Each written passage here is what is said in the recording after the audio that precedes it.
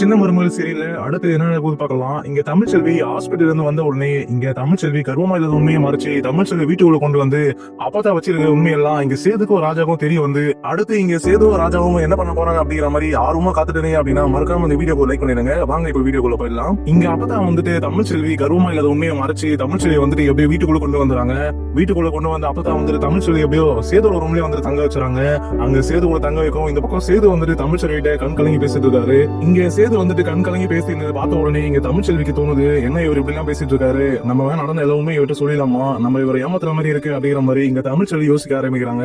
அதுக்கப்புறம் இங்க சேது வந்துட்டு எல்லாத்தையும் பேசி முடிச்சுட்டு தூங்க போயிடாரு. அந்த டைம்ல தமிழ்ச்செல்வி வந்துட்டு பெட் மேல உட்காந்து தனியா யோசிச்சுட்டு இருக்காங்க.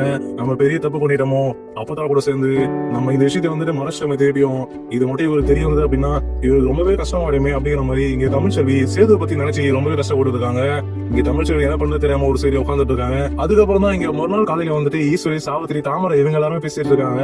இங்க தாமரை வந்துட்டு சாவித்திரிக்கு சொல்லிட்டு இருக்காங்க, அம்மா நீ பாத்தியா அவங்க ஹாஸ்பிட்டல் போயிட்டு வந்தது வந்து அவங்க முகத்துல ஒரு சந்தோஷமே இல்ல, எல்லாருமே வந்து ஒரு மாதிரி இருந்தாங்க, இதுதான் எனக்கு ஏதோ சந்தேகமா இருக்குமா, இவங்க எங்க போனாங்க அப்படின்னு தெரியல, இவங்க ஹாஸ்பிட்டல் தான் போனாங்களா இல்ல வேற எங்கன்னா போனாங்களா, இல்ல ஹாஸ்பிட்டல் போன இடத்துல டாக்டர் வேற யாராவது சொல்லிட்டாங்களா அப்படிங்கிற மாதிரி எனக்கு ரொம்ப சந்தேகமா இருக்குமா, மோகனாத்தையும் வந்து பார்த்தேன் அவங்க முகமும் வந்து சரியில்லை, அப்பதான் வந்துட்டு அவங்க பேச கூட இல்ல, குறு வந்து பேசுது, அப்பதான் எதுவும் மறைக்குதுமா, இது எல்லாத்தையும் வந்துட்டு அப்பதான் சமாளிச்சுருக்கு நினைக்கிறேன் அப்படிங்கிற மாதிரி இங்க தாமரை சொல்லுவோம். இந்த பக்கம் ஈஸ்வரி வந்துட்டு, ஆமா தாமரை இந்த அப்பா தான் வந்துட்டு தமிழ்ச்செல்விக்கு ஏதோ பண்ணிட்டு இருக்கு, அவங்க ஹாஸ்பிட்டல் டாக்டர் ஏதோ சொல்லியிருக்காங்க, ஆனா இந்த அப்பா அவங்க யாரையும் பேச விடாம குறுக்க பேசி எல்லாத்தையும் வந்துட்டு மறைச்சிருச்சு, இதை கண்டுபிடிக்கணும், எனக்கும் சந்தேகமா இருக்கு அப்படிங்கிற மாதிரி இங்க ஈஸ்வரி வந்துட்டு சொல்லிட்டு இருக்காங்க.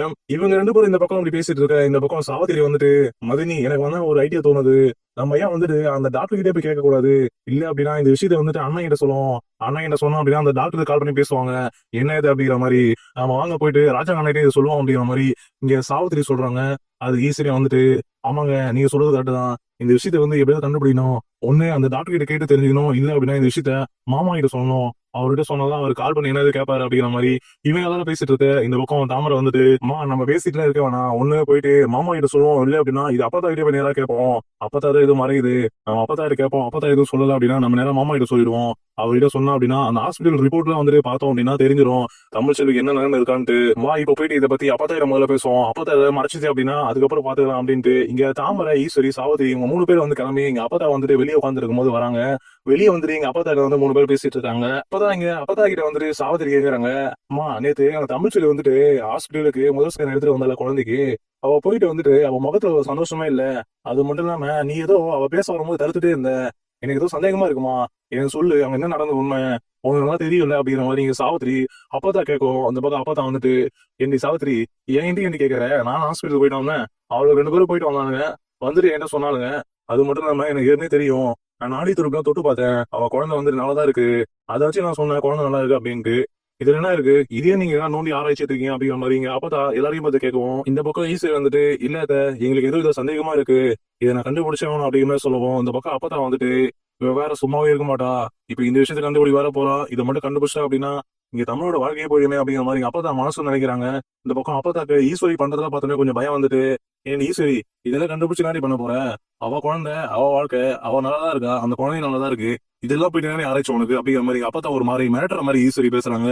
அப்பயும் ஈஸ்வரி வந்துட்டு, இல்லாத எனக்கு ஏதோ இதுல தோணுது, நீங்க ஏதோ மறைக்கிறீங்க, நீங்க நேத்தையும் வந்துட்டு ஏதோ பாத்திரமா பேசுற மாதிரி பேசுனீங்க, அப்பவே எனக்கு சந்தேகமா இருந்தது, தமிழ்ச்செல்வி விஷயத்துல ஏதோ ஒரு மறைக்கிறீங்க அப்படின்ட்டு, நான் இது விட மாட்டேன் அப்படிங்கிற மாதிரி இங்க ஈஸ்வரி சொல்லுவோம். இந்த பக்கம் அப்பதான் ஒரு சரி பயமாயிடுது, என்ன இவளுங்க உண்மையை கண்டுபிடிச்சிட போறாங்க, அதுக்கப்புறம் இது பெரிய பிரச்சனையானவே, இப்ப நம்ம வேற இது விஷயத்துல வந்து இருக்கோமே, நம்மளும் வந்து மாட்டோமே அப்படிங்கிற மாதிரி அப்பதா இங்க ஈஸ்வரி பேச எல்லாத்தையும் பார்த்து பயந்துட்டு இருக்காங்க. இங்க அப்பதா ஒரு சைடு பயந்துட்டு கண்ணு எல்லாத்தையும் ஊட்டி ஊட்டி பாக்குவோம். அந்த பக்கம் தாமரை வந்துட்டு, என்ன பார்த்தா ஒரு மாதிரி பயத்துல கண்ணெல்லாம் ஊட்டி ஊட்டி பாக்குற மாதிரி இருக்கு, நீ ஏதோ மறைக்கிறது தானே, நடந்து ஒண்ணு மட்டும் சொல்லிடு, தமிழ்ச்செல்வி விஷயத்தை நாங்க கண்டுபிடிச்சோம் அப்படின்னா நாங்க போயிட்டு மாமா கிட்ட சொல்லி இது பெரிய விஷயமாயிடும், என்ன அப்படிங்கறத உண்மையை மட்டும் சொல்லு அப்படிங்கிற மாதிரி தாமரை ஒரு சே சொல்லுவோம். இந்த பக்கம் அப்பதான் வந்துட்டு என்ன பண்றது தெரியாம, இதுக்கு மேலே இவங்க அமைதியா பேசின வேலைக்கு ஆகாது, நம்ம ஏதாவது திட்டி அனுப்புவோம், இப்போதான் இவங்க ஒழுங்கா போவாங்க அப்படின்ட்டு இங்க அப்பத்தா இங்க எல்லாரும் திட்ட ஆரம்பிச்சாங்க.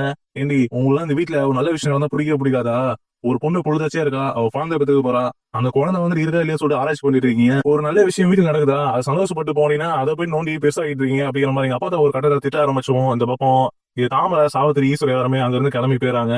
கிளம்பி போவோம். எங்க அப்பா உள்ள போயிட்டு தமிழ்ச்செல்வி கூப்பிடுறாங்க. தமிழ்ச்செல்வி கூப்பிட்டு இங்க அப்பா தமிழ்ச்செல்வி தனியா கூட பேசிட்டு இருக்காங்க. இங்க பாரு தமிழ், இந்த வீட்டுல இருக்காத இவளுக்கு எல்லாத்துக்கும் வந்துட்டு உன் மேல ஏதோ ஒரு கண்ணு, இந்த உண்மையை வந்துட்டு அவளுக்கு கண்டுபிடிச்சு வரணும் பொழுது, இவளுங்க ஏதோ பண்ணிட்டு இருக்காளுங்க. அது மட்டும் எனக்கு தெரியுது. இப்ப என்கிட்டயே வந்து என் வாயில உண்மையை சொல்லுவான்னு சொல்லிட்டு என் நோண்டி இருந்தாளுங்க. ஆனா நான் வந்து எந்த உண்மையும் சொல்லல. நீ வந்து இதை அப்படியே வச்சுக்கோ. நீ கர்வமா இல்லாத விஷயத்த வாயை திறந்து கூட யாரையும் சொல்லிடாத. நான் உன்னை நம்பிதான் நீ சொல்ல மாட்டேன் அப்படின்ட்டு தான் உன்னை காப்பாத்தணும், உன் வாழ்க்கை இதுல இருக்கு சொல்லிட்டு தான் நான் இவ்வளவு விஷயம் பண்ணிட்டு இருக்கேன்.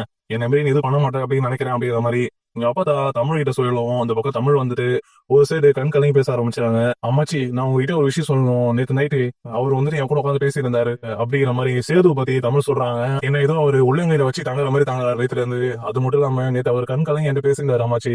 அவங்க அம்மாவை பத்தி, அவங்க அம்மா பார்க்கணும், அவங்க அம்மா முகத்துல பார்த்தது இல்ல, அதை வந்துட்டு குழந்தை ரூபத்துல தான் அவங்க பார்க்க போறாங்க அப்படிங்கிற மாதிரி சொல்லிட்டு இருந்தாங்க. இதெல்லாம் கேட்கும்போது ரொம்பவே கஷ்டமாச்சு அம்மாச்சி. ஒரு கட்டத்துல நம்ம அது போய் சொல்லிட்டு அதனால வந்து நான் ஒரு கட்டத்துல வந்து அவர்கிட்ட நடந்த எல்லாருமே சொல்லிலாம் பார்த்தேன். ஆனா இந்த உண்மையை சொன்னோம் அப்படின்னா அது இன்னும் பெருசாகும் சொல்லிட்டு எனக்கு தோணுச்சு. அதனால வந்து நான் எதுவுமே சொல்லலாம் அம்மாச்சி. அவரு போயிட்டு தூங்க போயிட்டாரு. எனக்கு ஆனா கஷ்டமா இருக்கு அம்மாச்சி.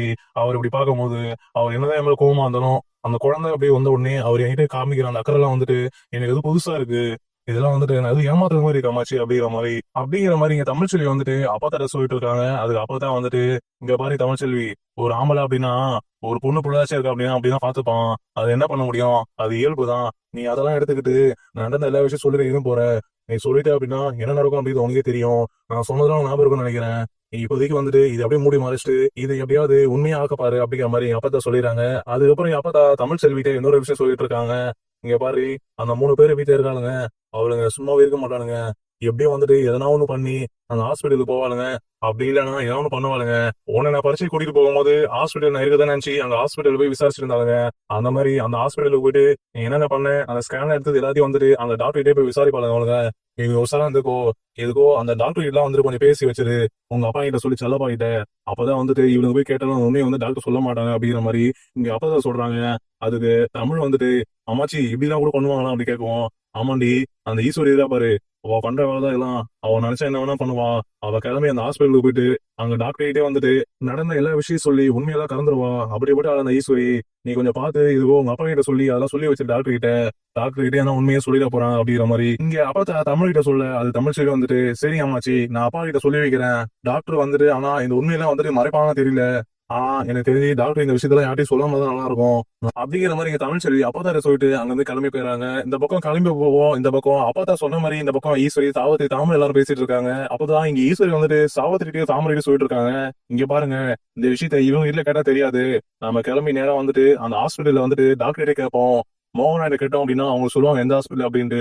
நம்ம அங்க போய் கேட்போம் அப்படிங்கிற மாதிரி ஈஸ்வரி சொல்றேன். இந்த பக்கம் தாமரை வந்துட்டு இல்ல, மோகநாத வந்துட்டு இது சொல்லாம போயிட்டாங்கன்னா எப்படியும் வந்துட்டு அவங்களுக்கும் தெரியல இது உண்மையா இல்ல அப்படின்னா சொல்லக்கூடாது சொல்லிட்டு அவங்க சொல்லாம போயிட்டாங்க அப்படி பண்ணது கேட்கும். அந்த பக்கம் ஈஸ்வரி வந்துட்டு மோகனெல்லாம் வந்துட்டு சொல்லிடுவாங்க. அவங்களை கேட்கற விதத்துல கேட்டா அப்படின்னா எந்த ஹாஸ்பிட்டல் போனாங்க அப்படிங்கிறது அவங்க தெளிவா சொல்லிடுவாங்க. அதை கேட்டு நம்ம போயிட்டு டாக்டர் கிட்டே வந்துட்டு பேசுவோம். அப்பதான் வந்துட்டு இதுல என்ன உண்மை இருக்கு அப்படின்னு அவங்க தெரிய வரும் அப்படிங்கிற மாதிரி இந்த பக்கம் ஈஸ்வரி சொல்லிட்டு இருக்காங்க. இப்போ தமிழ் வந்துட்டு கர்வமா இல்லாத விஷயம் வந்துட்டு இங்க ஈஸ்வரிக்கு சந்தேகமா வந்ததுல ஈஸ்வரி கிளம்பி அந்த டாக்டர் கிட்ட வந்துட்டு இந்த விஷயத்தை கேட்கலாம் அப்படிங்கிற மாதிரி கிளம்பிட்டு இருக்காங்க. இந்த பக்கம் வந்துட்டு தமிழ் செல்வி செல்லப்பா கால் பண்ணி அவங்க அப்பா கிட்ட இந்த மாதிரி டாக்டர் கிட்ட வந்துட்டு எந்த உண்மையும் வந்து வீட்டை சொல்ல வேணாம் சொல்லிடுங்க அப்படிங்கிற மாதிரி சொல்றாங்க. ஆனா இங்க ஈஸ்வரி வந்துட்டு பண்றதெல்லாம் பார்த்தா நடந்த எல்லாமே வந்துட்டு அந்த டாக்டர் வாயில வந்து வர வச்சிருவாங்க பொழுது. இப்போ அதனால வந்துட்டு பொறுத்து வந்து பார்க்கலாம் இங்க ஈஸ்வரி என்ன பண்ண போறாங்க, அடுத்து வந்துட்டு இங்க தமிழ் செல்விக்கு வந்து என்ன நடக்க போகுது அப்படிங்கிறதையும்.